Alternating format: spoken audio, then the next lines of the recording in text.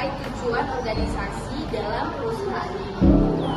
Saya akan membentuk tim yang bekerja untuk membantu perusahaan untuk mewujudkan visi bisnis. Saya sebagai head store di perusahaan Snackstar, tugas dan tanggung jawab saya adalah mengkoordinir aktivitas toko di dalam perusahaan, memberikan pelayanan kepada semua pelanggan yang diarahkan oleh atasan saya untuk memenuhi kepuasan pelanggan dan meningkatkan jumlah pelanggan di toko, menjaga kepercayaan dan membina hubungan baik dengan pelanggan, memberikan motivasi dan evaluasi kerja kepada tim saya di toko. Saya bertanggung jawab untuk kelancaran operasional toko, membangun budaya dan suasana kerja yang nyaman dan semangat, mampu merencanakan strategi pencapaian target, penjualan harian dan bulanan. Saya juga bertanggung jawab dalam pengelola toko, termasuk produk dan SDM di store. Terima kasih. Saya menjabat sebagai sales marketing di perusahaan Potato Snackstar.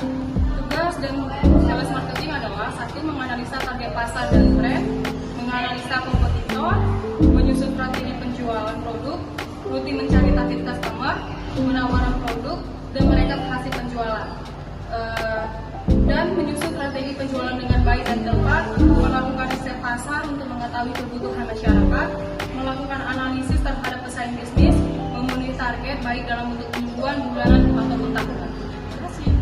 Perkenalkan kami karyawan. Di sini saya sebagai karyawan ingin menjelaskan bagaimana tugas-tugas karyawan.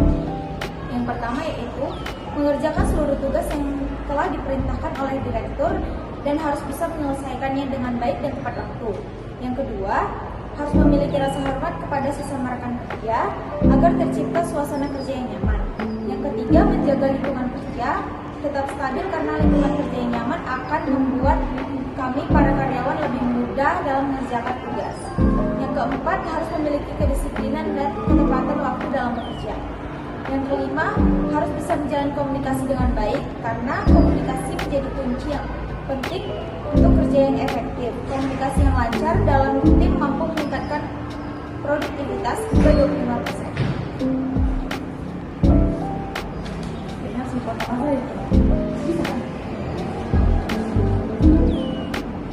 Saya sebagai karyawan akan membacakan tanggung jawab karyawan.